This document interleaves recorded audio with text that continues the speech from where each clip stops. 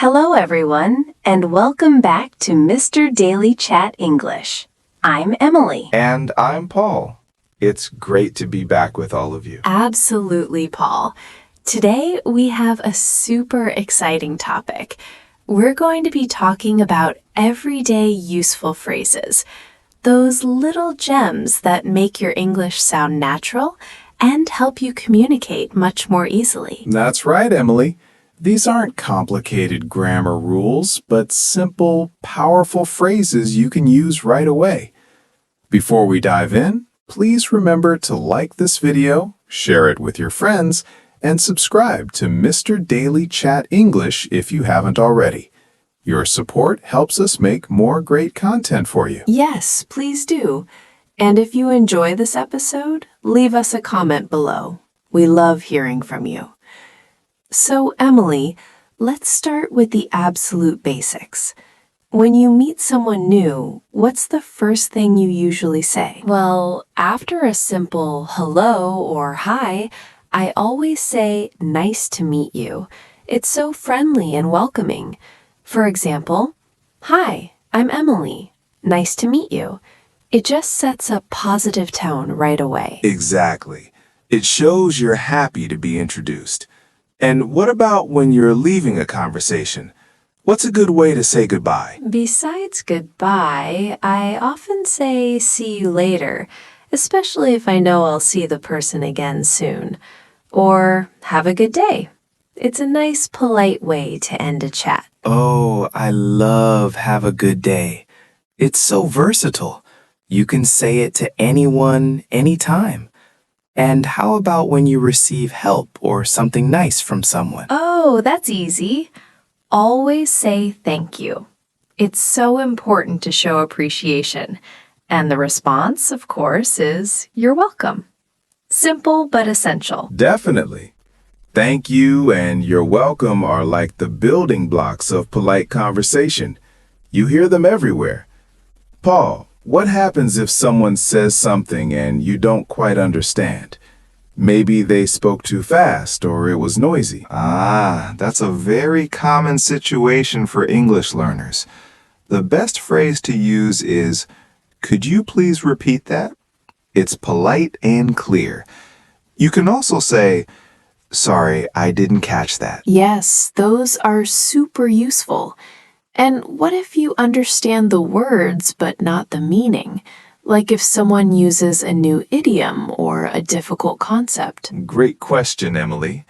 Then you can say, I'm sorry, I don't understand. Could you explain it again? Or for a more specific request, could you explain that in more detail, please? This shows you're trying to learn and understand better. That's really helpful. It shows you're engaged. What if you need someone's help with something practical, like you're lost or need to open a door? The go-to phrase is, can you help me, please? It's direct and polite. For example, if you're in a store, excuse me, can you help me find the milk, please? Perfect. And if you need something specific, you can say, could I have or may I have? Perfect. And if you need something specific, you can say, could I have or may I have? Like, could I have a glass of water, please? Or may I have the menu? Excellent point, Emily. Those are polite ways to ask for things. And remember, adding please and thank you always makes you sound more polite and friendly. Paul, let's talk about those moments. What's the magic phrase? That's definitely excuse me. It's so versatile. You can use it to get someone's attention. Excuse me, do you know the time? Or to pass by someone. Excuse me, could I just get past? And of course, if you accidentally bump into someone, oh, excuse me, I'm so sorry. Exactly. It's like the Swiss Army knife of polite phrases. And speaking of apologizing, what if you've made a small mistake or caused a tiny bit of trouble for someone? Then, I'm sorry is your best friend. For something small, just I'm sorry works.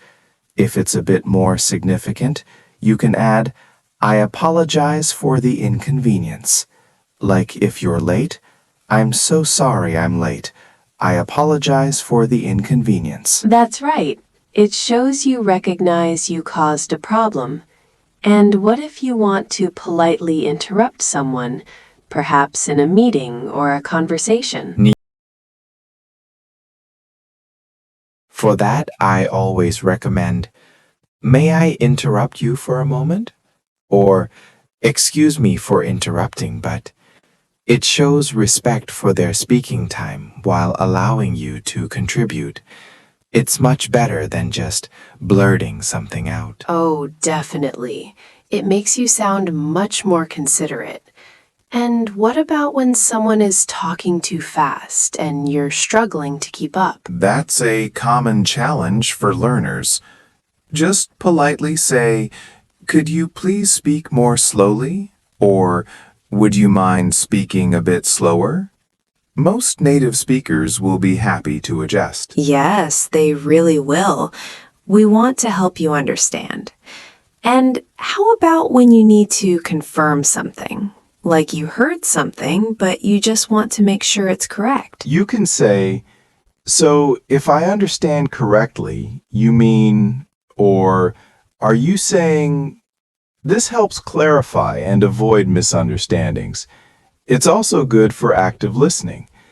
So, Paul, sometimes we need to express what we prefer or what we'd like to do. Wait, Emily asks this. Correction based on context. So, Paul, sometimes we need to express what are some good phrases for that? A very common and polite way to express a preference is I'd prefer to or I'd rather. For example, I'd prefer to meet in the morning or I'd rather stay home tonight. Yes, those are super useful. And what about when you want to suggest something or propose an idea? You could say, how about? Or what about? For example, how about we grab coffee tomorrow? Or maybe we could go for a walk. I use how about all the time. It's so natural. And what if you really like something or you think something is a good idea? You can say, that sounds good. Or that sounds like a great idea. And if you agree with someone, a simple, I agree, or I think so too, works perfectly. And on the flip side, what if you don't agree, but you want to be polite about it? This is important for smooth communication. You can say, I'm not sure I agree with that. Or, I see your point, but this shows you've listened, but you have a different perspective. Or even, I have a slightly different opinion. Paul, let's move on to making requests. Sometimes you need someone to do something for you. How do you ask politely? The classic phrases are, could you please? Or, would you mind? For instance, could you please send me the report? Or, would you mind helping me with this task? Remember, if you use would you mind, the verb usually ends in ing, like, would you mind closing the door? That's a great tip about the ing form. And what if you want to ask for permission? Then may I or can I are your go-to phrases. May I come in? Or can I borrow your pen? May I is a bit more formal, but both are fine for everyday use. Perfect. And on the other side of the coin, how do we offer help to someone? It's always nice to be proactive. Definitely.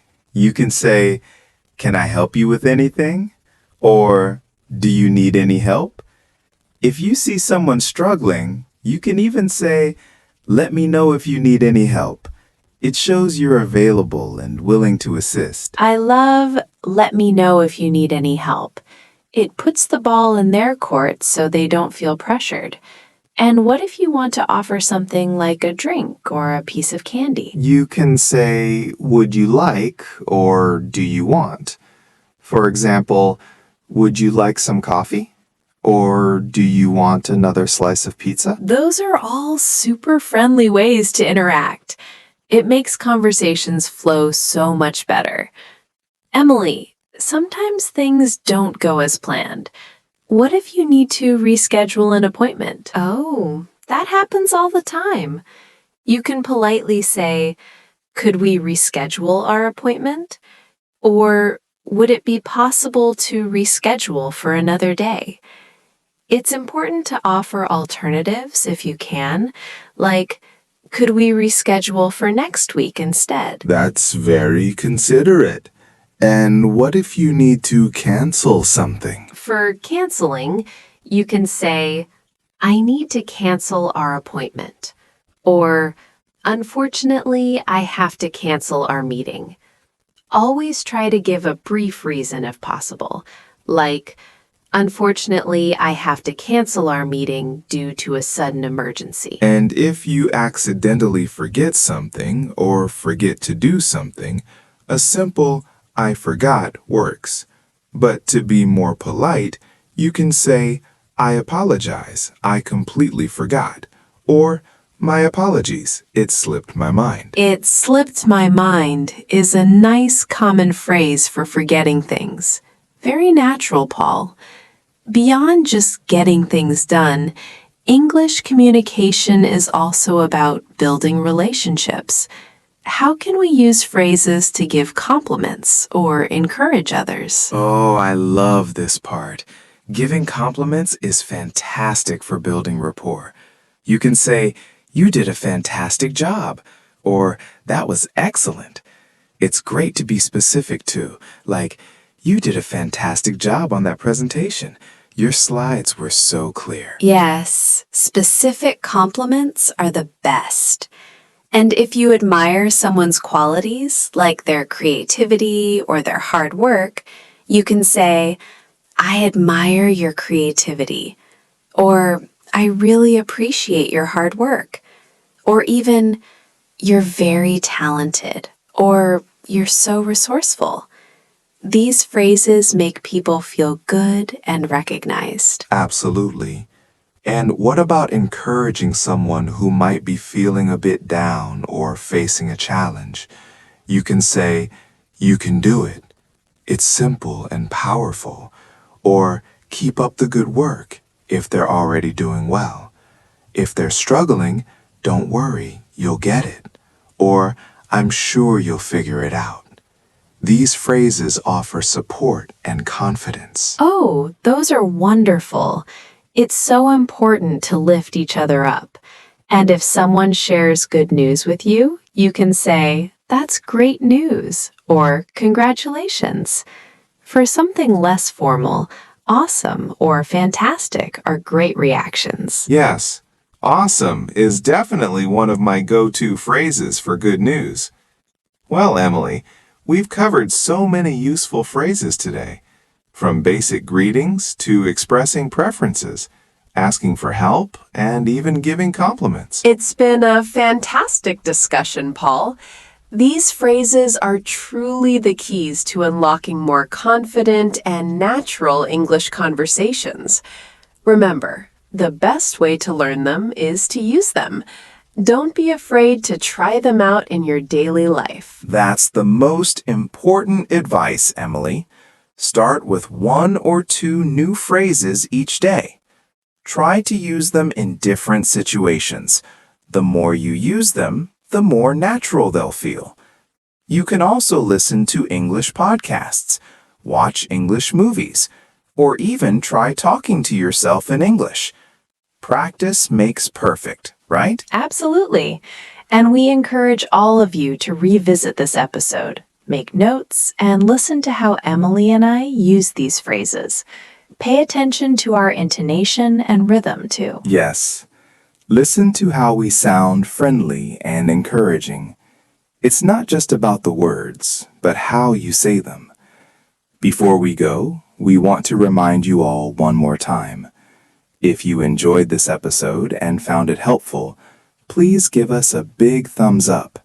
Share it with your friends who are also learning English, and most importantly, subscribe to Mr. Daily Chat English. And don't forget to leave a comment below.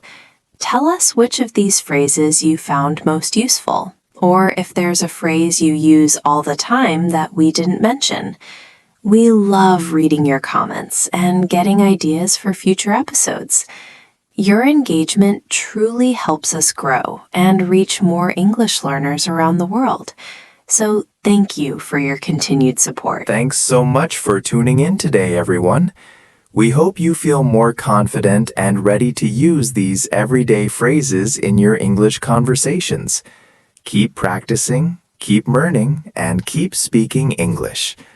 Until next time, take care. Goodbye for now.